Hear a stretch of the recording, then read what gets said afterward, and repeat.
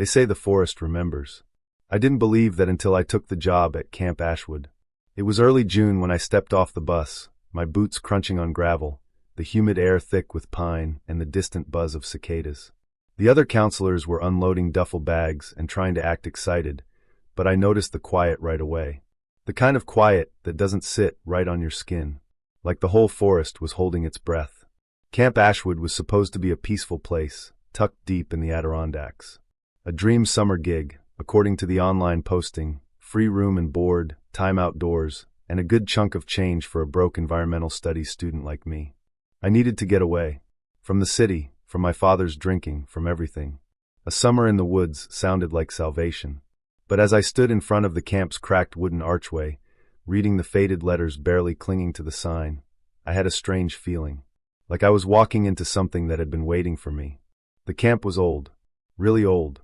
The cabins were made of dark logs stained from years of rain and sun. Some windows were fogged over with grime, and patches of moss clung to the roofs like they'd been growing undisturbed for decades. Behind the buildings, the forest loomed, tall pines pressed together like silent giants, their tops lost in the low clouds. "Langston," a voice called. "Rabiot Langston?" I turned to see a tall man approaching from the main lodge. He wore a red windbreaker and khakis that looked too clean for the setting. His smile was bright, too bright, like a billboard version of friendliness. His hair was slicked back, and not a single strand was out of place. "I'm Carlos," he said, extending his hand. "Camp director. Welcome to Ashwood." His grip was firm, his eyes sharp. He held my hand a second longer than necessary. "Thanks," I said. "It's remote." Carlos laughed. "Exactly why parents love it. No cell service. No distractions. Just fresh air and clean living." He gestured for me to follow him toward the lodge. "We'll get you settled in. You're in cabin 9 with Dana. She's one of our senior counselors. Good head on her shoulders."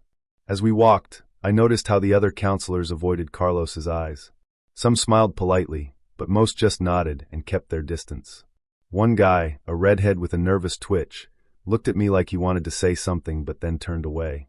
Carlos led me to a table on the porch of the lodge and handed me a clipboard. "Standard stuff," he said.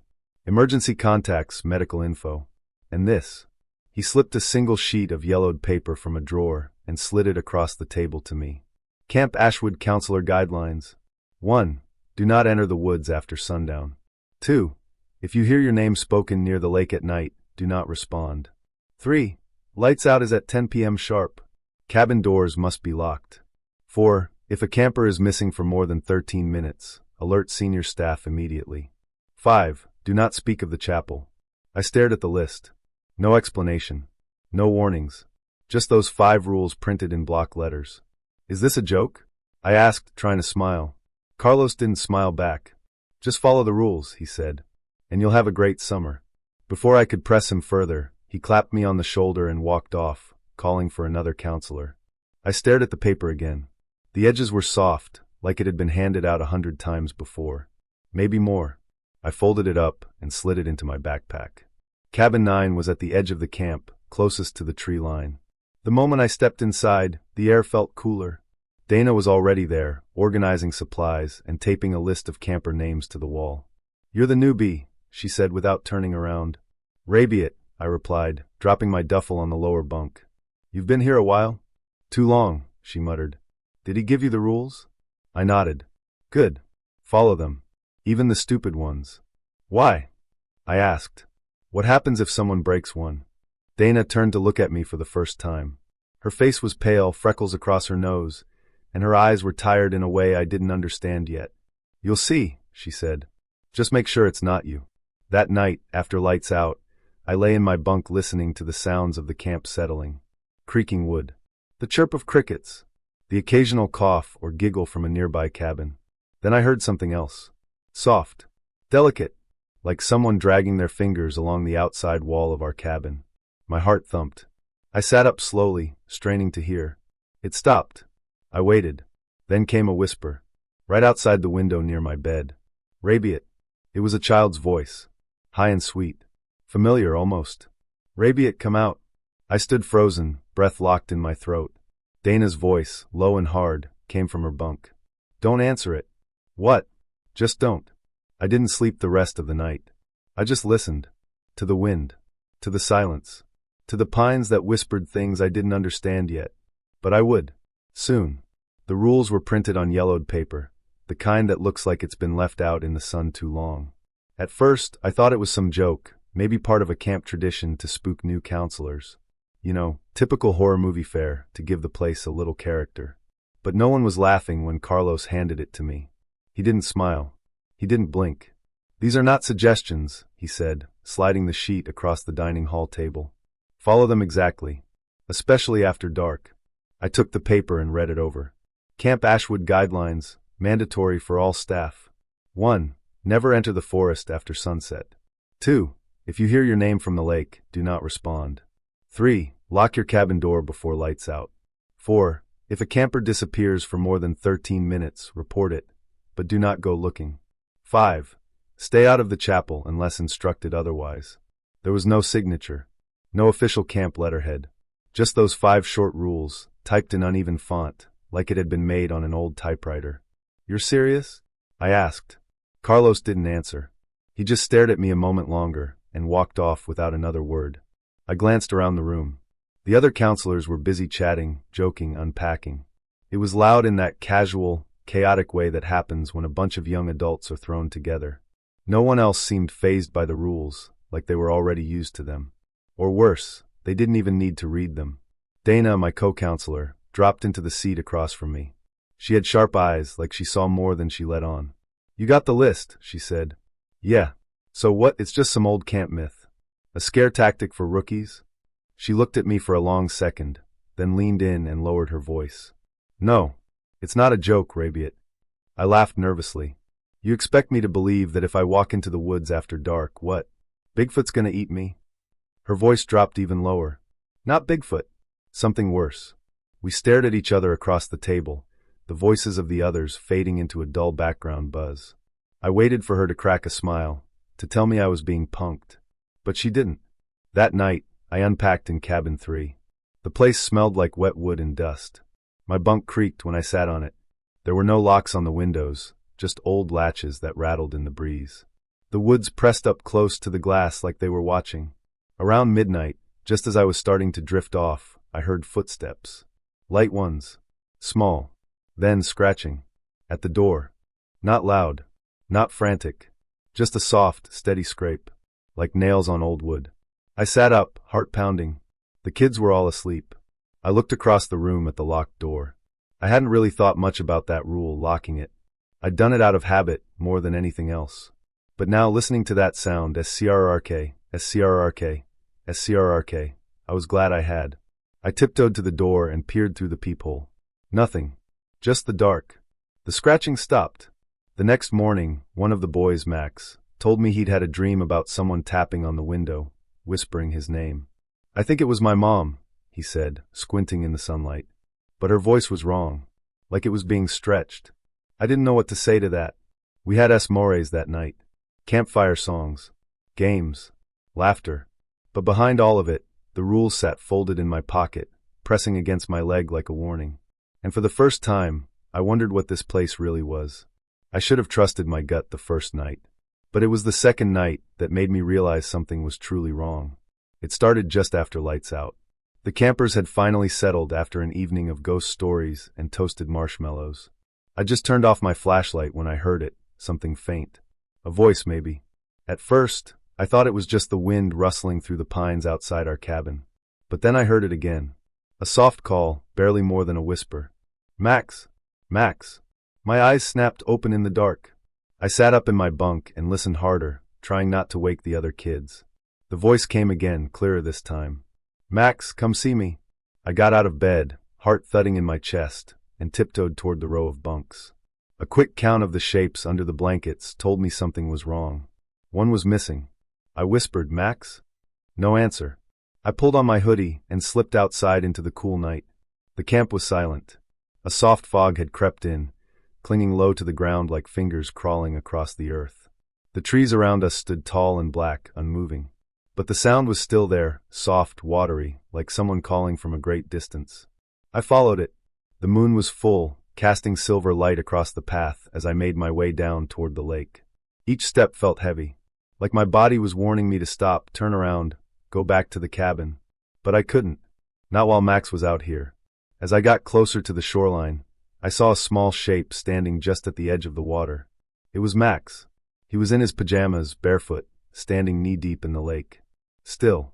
Not shivering, not moving, just staring. The lake was like glass, perfectly still. His reflection shimmered beneath him, but something about it looked wrong. The face in the water wasn't his. The smile was too wide. "Max!" I hissed, running toward him. He didn't turn. I had to wade into the water and grab his arm. His skin felt ice cold.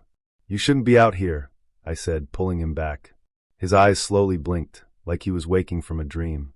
Blood was dripping from his nose, and when he looked at me, his eyes were dull. "Hollow." "She was calling me," he whispered. My stomach turned. "Who?" "The lady in the lake." He didn't say another word. I carried him back up to the cabin. None of the other counselors were awake. Not even Dana. I cleaned Max up and tucked him into bed, though he didn't resist. He just kept whispering to himself, repeating something over and over. "She remembers, she remembers." I lay awake the rest of the night, watching the window, half expecting something to knock. Nothing came. Just silence. The next morning, Max didn't remember a thing. Not the lake, not the voice, not even me pulling him out. He acted like a normal kid again, laughing, kicking pine cones at breakfast, showing off the beetle he found near the mess hall. But his eyes, they still looked a little empty. When I told Dana what happened, she froze. Her coffee cup trembled in her hand. "You heard the voice?" she asked. "Yeah. It was calling his name." She set the cup down. "Never answer it. Ever. Not even if it sounds like someone you know." "Who is it?" I asked. Dana looked around the dining hall, like she was checking for eavesdroppers. "They say she drowned in the lake back in the 60s. A counselor. Some kind of ritual gone wrong. Since then, she calls to kids. Especially the ones who wander. That's not in the rule sheet." Dana gave me a tired smile. "That's because they don't want us asking questions." I didn't say anything after that. But I kept thinking about Max. About how the reflection in the water had smiled when he didn't. About how cold his skin had been. And the worst part, that night, when I finally lay down, I found something under my pillow. A single wet footprint. Too small to be mine. Too fresh to have dried. And I swear I heard the whisper again, just as I drifted off. "Rabiot." She knew my name now. It started with a strange creak beneath my bed. I had just finished lights out, and the kids were finally asleep. It had taken longer than usual. Max kept asking if I could hear the woman humming by the window. There was no humming, just wind scratching through the trees. I chalked it up to overactive imagination and too many marshmallows. But once the cabin went quiet and I was alone with my thoughts, I heard it. A soft groan of old wood shifting under weight, even though I wasn't moving. I sat on the edge of my bunk, bare feet on the cold floor, ears straining. Another creak. Not from the walls. From below me. I got down on my knees and pulled the thin mattress aside. The wooden planks were uneven, but one near the headboard looked a little different, newer nails, slightly raised at the edge. I pressed my fingers around it, trying to lift it. It didn't budge. I checked my backpack and used the flat edge of my flashlight to pry under the plank. It popped up with a sharp crack that made me flinch. Beneath it was a narrow cavity. Just enough room for a book. And not just any book, a leather journal, its cover dry and cracked, edges warped from old moisture. I pulled it out slowly, like I was lifting a bone from a grave. The name etched on the inside cover read, "Gideon Marks, Summer 1991, Ashwood Cabin 4. That's this cabin. I flipped through the pages. The ink was smudged in places, but the writing was rushed, urgent. Some pages were covered in thick, dark scrawls that looked like they were written in the dark. There were drawings too, crude sketches of people with hollow faces, their mouths wide open, screaming. Trees with arms instead of branches. A chapel drawn over and over again, surrounded by spirals and jagged lines. The first clear entry read, "Day 3. They gave us the rules. They don't explain why. No one asks. No one dares. But I saw it last night. Near the lake. It looked like my sister. But she's been dead 2 years." My hands went cold. I turned another page. Day 6. Another camper gone. Staff said he went home sick. But his stuff is still here. Toothbrush. Shoes. His bunk made up like he never came back. Page after page, the entries grew darker. They feed them offerings. I saw Carlos. He was here even then. How old is he? Don't go in the chapel. Don't go near the lake. If something calls your name, run. Even if it sounds like your mom. Especially if it sounds like your mom. I closed the journal and stared at the wall.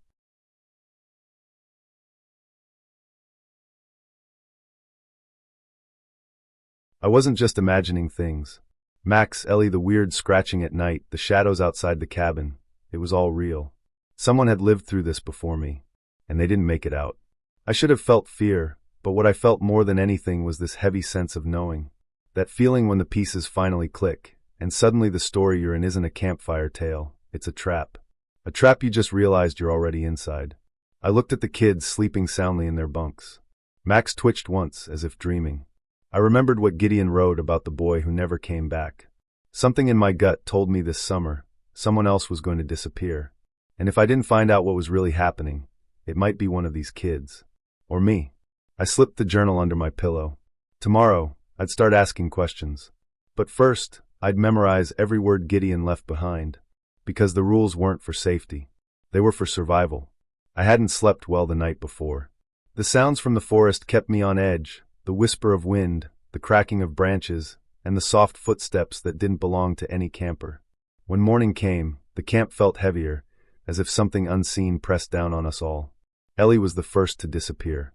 She was a bright kid, all energy and laughter, the kind of child who made even the dullest days shine. That afternoon, during free time, she'd wandered off toward the old rope bridge near the far end of the camp. I wasn't worried at first. Kids explored all the time. But then she didn't come back. The counselors started searching. We called her name, checked every corner of the camp, the cabins, even the forest's edge. After 13 minutes, the tension thickened. 20 minutes, panic settled in. 30, and we called Carlos. He arrived with that calm, controlled smile, too calm, like he already knew what was happening. Then Ellie appeared, walking from the woods as if nothing had happened. But something was wrong. She didn't say a word at first. Just stared ahead, eyes glassy and empty. When she finally spoke, her voice was different, flat and cold, like a recording on repeat. I asked her what happened, but she couldn't remember. Or she wouldn't.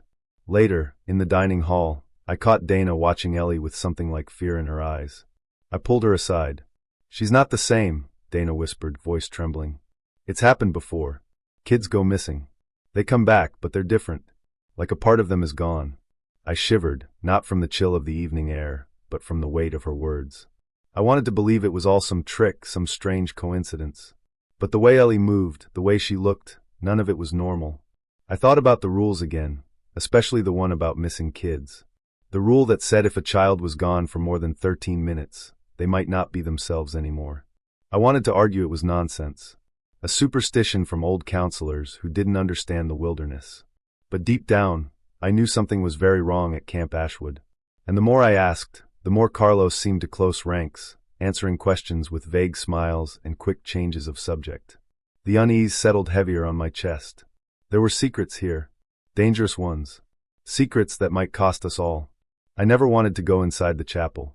It was one of those old buildings that seemed frozen in time, standing off by itself near the edge of camp where the forest began to swallow everything whole. The paint was peeling in thick sheets, and the stained glass windows were cracked, catching the light like shattered eyes. Most of the other counselors treated it like a ghost story, something to avoid or laugh about when they thought no one was listening. But after reading Gideon's journal, I couldn't stop thinking about it. Every page hinted at something dark tied to that chapel, something that the camp's leaders didn't want anyone to see. I told myself I was just being curious, maybe even a little brave, or maybe I was just stupid.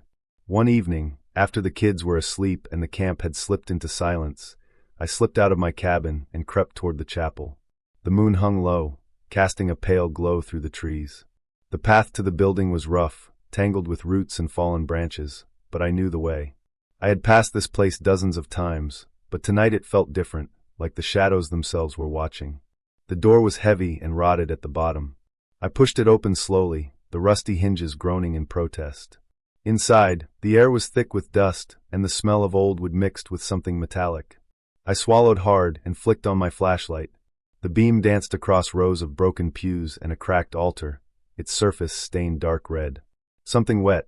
My stomach clenched. I took a shaky breath and moved forward. Near the altar, I saw marks scratched deep into the floorboards, symbols I didn't recognize, twisted shapes that looked like claws or branches reaching out. On the walls, faded paintings of angels stared down, their faces worn away by time or something worse.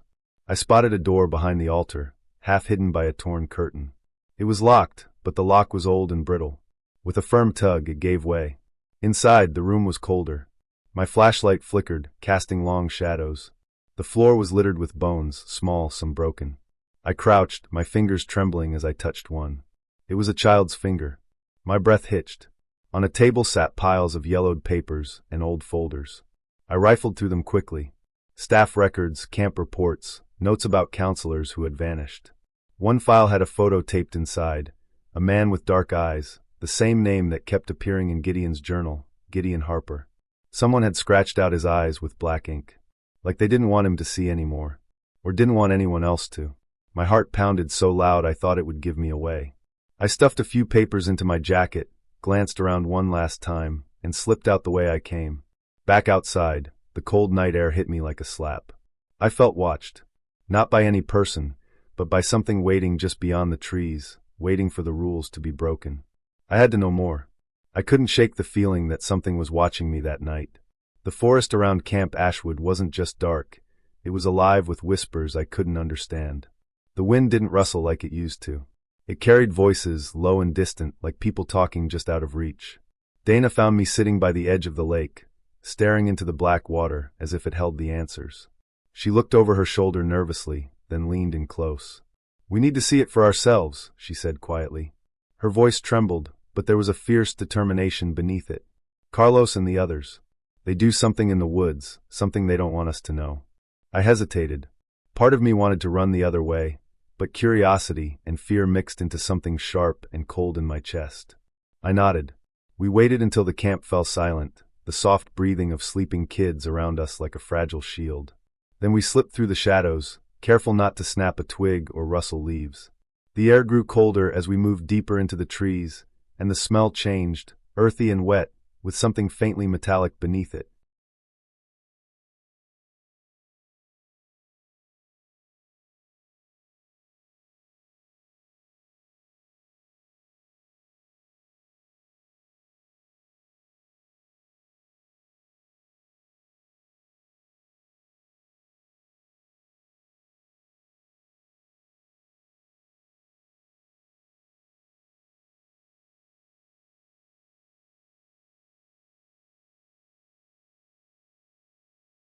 Ahead, flickering light wavered between the trunks. We slowed to a crawl and found a small clearing bathed in orange glow. Carlos was there, standing tall in front of a circle of stones. Around him, 3 other figures whispered words I couldn't make out. They were holding something in their hands, small and dark. Something alive. I saw movement, tiny shapes writhing like insects. Carlos's voice was calm, almost soothing, but it carried an edge that made my skin crawl. "We feed them what they ask. Or they take what they want," he said. Then he turned his eyes toward the forest shadows, where I swear I saw figures waiting. Tall, twisted shapes that didn't belong in this world. Their eyes glowed faintly, like dying embers. Dana grabbed my arm, her grip tight. Her eyes were wide with fear. I wanted to look away, but my feet felt rooted to the ground. Suddenly, one of the shadowy figures stepped forward. It moved jerkily, like a puppet with tangled strings, but its gaze locked onto us. I could feel it staring right through the trees, through the darkness, as if it knew we were there. A cold chill ran down my spine. The figure's mouth opened wide in a silent scream, and the shadows around it pulsed and twisted like a living nightmare. Dana's grip tightened. "We have to go. Now." I didn't argue. We scrambled back through the woods, branches clawing at our faces, heartbeats pounding loud in the silence. When we finally burst out near the cabins, the normal sounds of the camp felt like a cruel joke. Dana stopped in the clearing, gasping. "You saw it. You saw what they are." I nodded, swallowing hard. The truth was heavier than I expected. Carlos wasn't just running a camp. He was part of something terrible, something ancient. And now I was caught in it. The sun had barely risen when I noticed Dana was missing. Her bed was untouched, the blanket folded neatly at the foot like she had planned to come back but never did. My heart hit a knot in my stomach. I called her name softly, then louder, my voice bouncing off the empty cabins like an echo that wasn't supposed to be there. No answer. I searched the campgrounds, the woods nearby, even the edge of the lake where we'd seen the strange things the night before. Nothing. No sign. Only silence. The kind that feels heavy, like the air itself is watching you, waiting. I tried to tell Carlos. His smile was sharp, almost like a blade cutting through my panic. She probably just ran off, he said. Maybe she needed a break. You know how stressful this place is. But I knew. I knew something was wrong. Later that afternoon, when the campers were playing by the mess hall, I went back to my cabin to think. I sat down at my bunk, and there it was, something new. A folded piece of paper resting on my pillow. I unfolded it slowly, my hands trembling. The typed list stared back at me, the same rules I'd been following since day one. But there was one more line, added at the bottom in fresh ink.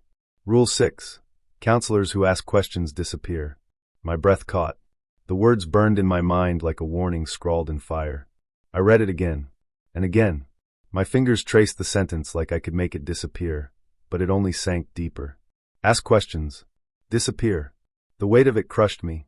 Carlos was right all along. Questions were dangerous. Too dangerous. The camp wasn't just hiding old stories or accidents. It was holding something in place. And those who tried to pry it open were swallowed whole. I looked out the window toward the forest. The shadows stretched long, darker than before, almost alive. I wanted to scream, to run away, but I couldn't. Not yet. Because Dana was out there somewhere, and I needed to find her. But now I was marked too. And the clock was ticking. I tried to leave. I really did. I packed a small bag with whatever I thought I might need. Some food from the mess hall, my journal, a flashlight that barely worked, and the old map I'd found tucked inside Gideon's journal. I told myself I wasn't crazy. There had to be a way out of Camp Ashwood. But no matter which trail I took, every path twisted back, leading me right to the same cold, still lake. The water shimmered like glass, untouched by wind or time. The trees stood like silent sentinels, their branches heavy and dark against the dull gray sky. I walked for hours, feeling my footsteps fall in the same rhythm, the same sounds echoing through the woods. I stopped to mark a tree with a sharp rock, 2 notches, then 3. When I doubled back, the marks were gone, smooth bark staring back at me like nothing had ever been there. Panic began to creep in, slow and chilling. I wasn't lost in the woods. I was trapped in some twisted circle, a loop that tightened every time I tried to break free. I sat by the water's edge, staring at my reflection in the lake. The face staring back looked tired, older somehow. The journal felt heavy in my pocket. I pulled it out and flipped to a page Gideon had scribbled in hurried handwriting. The binding keeps us tied. The woods watch and wait. You must not break the circle. I swallowed hard. The binding, whatever it was, kept me here. The camp wasn't just a place, it was a trap. A cage built with rules and rituals, and I was caught inside like an animal. Around me, the wind whispered through the pine needles. I thought I heard a faint voice calling my name, soft and distant, pulling at the edges of my sanity. I stood up, heart pounding. I needed to move, to keep fighting. But even as I took a step forward, I felt the ground shift beneath me, not the earth, but something deeper. The air grew thick, heavier, as if the forest itself was holding its breath. Back at camp, the kids were restless. I noticed the way some of them looked at me, or maybe through me, with empty eyes. Ellie's disappearance had changed them all. Now some whispered in voices that weren't theirs, speaking words I couldn't understand. I shivered and closed the journal. I wasn't sure how much longer I could keep this together. But if the binding held, if the woods watched and waited, then I had to find the way to break free. Because if I didn't, the loop would swallow me whole. The night air was thick with smoke and the sharp scent of burning pine. I stood just beyond the circle of flickering firelight, my heart pounding like a drum inside my chest. The campfire blazed higher than it should have, casting wild shadows that danced on the faces of the counselors and kids alike. But I wasn't looking at the flames. I was staring at Carlos. He stood near the center of the bonfire, his usual calm replaced by something darker, something fierce. His eyes gleamed in the firelight, almost too bright, as if they held some secret he could barely contain. Around him, the other senior counselors formed a loose ring, watching silently. I stepped forward, my voice cracking but steady. "Carlos, this has to stop." He turned slowly, a twisted smile spreading across his face. "You think you understand, don't you, Rabiot? You think you can just walk in here and fix what's been broken for decades." His voice was low, almost amused. "But you don't see the bigger picture." I clenched my fists, fighting the urge to back down. "You're hurting the kids. You're lying to us all." I swallowed hard.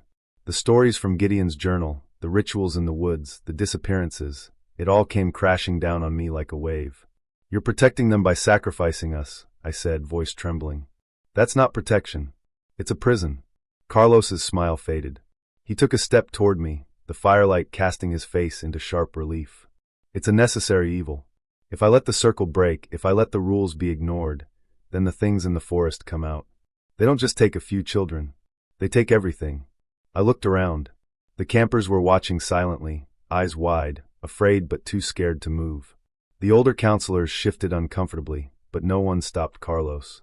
In that moment, I knew I couldn't just stand by anymore. The weight of the secrets, the lies, the blood spilled to keep the forest at bay, it was too much. The camp wasn't safe. None of us were safe. I took a deep breath and reached into my pocket for the lighter I'd stolen from the supply shed earlier that day. The flick of the wheel echoed louder than I expected. The flames caught instantly, licking hungrily at the dry wood of the old chapel, just beyond the clearing. Carlos's eyes widened in shock, then narrowed into a glare. You don't understand what you're doing, he hissed. But I did. The fire was breaking the circle, the ancient protection. The woods would awaken. The chapel's walls caught quickly, glowing bright orange as the flames consumed years of darkness and secrets. Smoke curled into the sky, carrying with it a scent of ash and lost souls. Carlos shouted orders, but his voice was drowned out by the crackling fire and the distant sounds of something moving deep in the trees. And then I heard it, the low, guttural growls coming from the forest's edge. Shadows shifted between the trunks, shapes too tall and twisted to be human. The watchers had come. I grabbed the closest campers and pulled them toward the woods, away from the fire. Their faces were pale, but they followed without question. I didn't know if we were running toward safety or deeper into danger. Carlos was left behind, shouting curses at the fire and the shadows that were closing in. I didn't look back. Tonight, the rules had been broken, and the forest was hungry. I woke up in a place that wasn't the camp, though the sharp sting in my arms and the ache in my ribs reminded me of everything that had happened. The sun was low in the sky, casting long shadows through the trees around me. I was lying on cold dirt, tangled in dry leaves, my clothes torn and stained with ash and sweat. A group of hikers, strangers to me, were gathered nearby, speaking in worried voices. One of them knelt down and gently touched my shoulder. "Hey, you're safe now," she said softly. "We found the kids too. We called the authorities." Safe. The word sounded strange. It felt like a promise I wasn't sure I could trust. I blinked, trying to gather my scattered thoughts. The memories came rushing back, the chanting in the woods, the fire consuming the chapel, Carlos's twisted smile as the shadows dragged him away. The faces of the children I'd sworn to protect, their wide eyes full of fear and confusion. The endless forest, bending time and space until there was nowhere to run. The camp was gone. Not just burned down, but vanished, like it had never been there. When the police arrived, they found nothing but scorched earth and scattered ashes. No cabins, no chapel, no lake. Just wilderness, quiet and untouched. They asked me questions, but I couldn't answer everything. How could I explain something no one else had seen? The rules, the voices, the creatures that waited in the trees. They called it trauma, a hallucination born from exhaustion and stress. But I knew the truth. I carried it with me like a scar on my soul. Some nights, I still hear faint whispers carried by the wind, the soft calling of names, the rustling just beyond the edge of the light. I wonder if they remember me. If the forest ever forgets. I kept a journal like Gideon did before me. I write down what I see, what I feel, hoping to make sense of the darkness. The last page I wrote reads like a warning. The rules were never meant to protect us. They were meant to hold back something far worse. I survived, but at what cost? Because now I know that sometimes the price of survival is becoming part of the nightmare. They say time heals everything, but some things don't heal. They fester beneath the skin, like a cold shadow you can't shake no matter how far you run. The months since Camp Ashwood burned have been a blur of whispered questions, half-truths, and silence. I'm supposed to be better, now, but the forest never left me. It's still out there waiting, watching. Last week, I got a letter from a mother whose son was at Ashwood with me. Inside was a drawing, crudely done in crayons, but chilling in its simplicity. It showed a figure standing alone in a dark forest. The figure was me, or at least it looked like me. Only the eyes were black, empty pools staring out from a pale face.